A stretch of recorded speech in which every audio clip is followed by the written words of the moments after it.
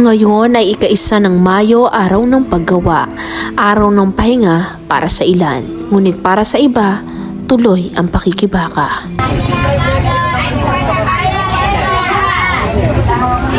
Habang ang iba'y nagpapahinga sa lilim ng tahanan, may mga paa pa ring naglalakad sa ilalim ng tirik na araw. Mga kamay na kumakapit sa pag-asa kahit ang pawis ay parang ulan na walang tigil sa pagpatak. Malaentabladong walang katapusang laban, kung saan ang bawat barya ay katumbas ng kinabukasang inaasam. Sa bawat hakbang sa basang sahig na tila salamin ng realidad, makikita mo na ang tunay na yaman ay hindi pera, kundi pusong matibay. At dito nagsisimula ang kwento ng bawat Pilipinong patuloy na lumalaban.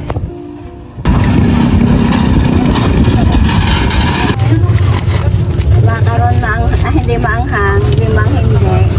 Tapos, aring lima lang din. Isang suka. Siya si Nanay Lolita. Ako ay isang vendor ng mga balot, mga sutsarong penoy, at saka itlog ng pugo.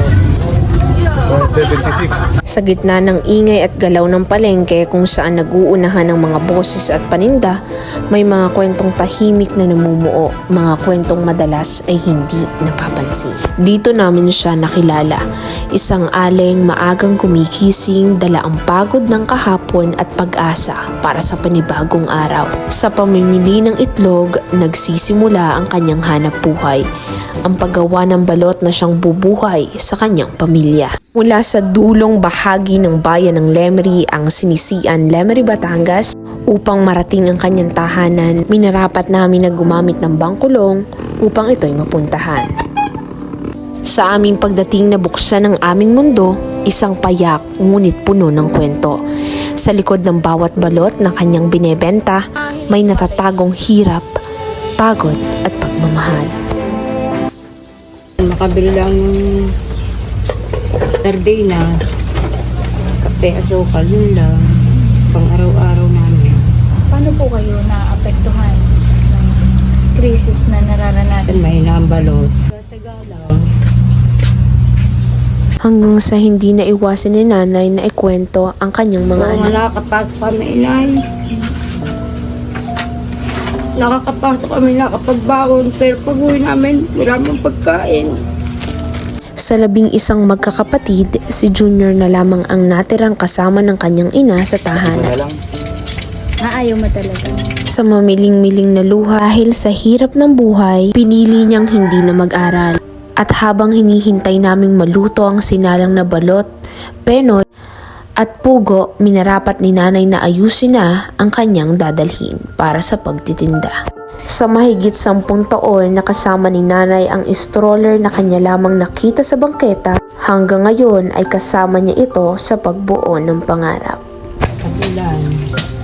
Hindi na makapag-arap buhay. Minsan, namamasukan pag tagulan. Pagkatapos ng buong araw na paghahanda, muli ay aalis si nanay at patuloy na makikipagbaka.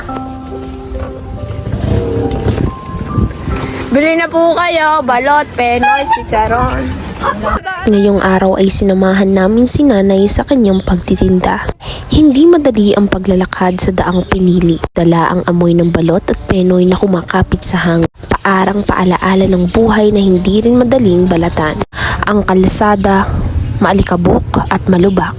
Parang bawat hakbang may kasamang tanong kung may bibili ba o puro tingin lang. Oh, chicharon. Hello po!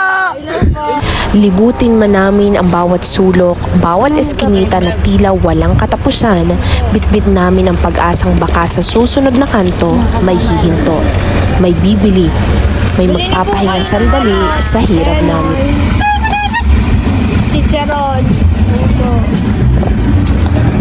Ngunit walang benta, lumalamig ang balot kasabay ng pagbigat ng hapon. Kasi gusto nyo lang po lagi. Pinipilit kong magtinda araw-araw para makalimutan ko. Paano hindi ko nalalang nangyari sa anak ko?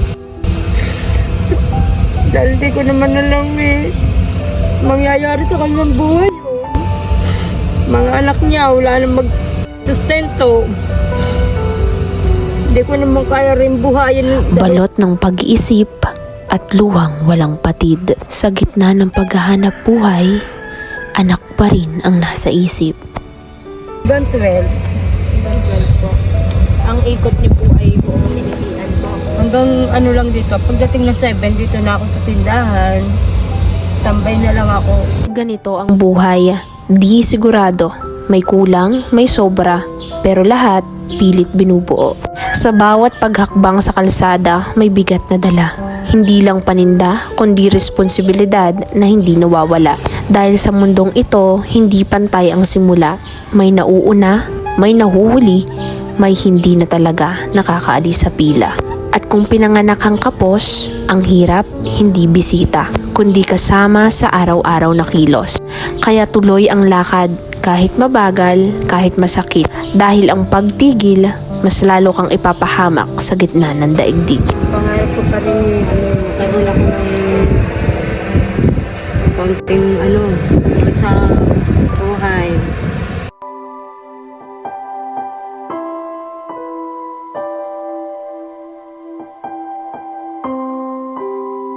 Ang totoo, hindi lahat ng pagod may katumbas. At hindi lahat ng sipag ay agad sinusuklian ng lunas. Pero sa kabila ng lahat, may dahilan kung bakit hindi sumusuko. May mga matang umaasa, ang pamilya, na kahit hindi mo ibigay ang lahat, sila pa rin ang rason kung bakit lumalaban ka ng tapat.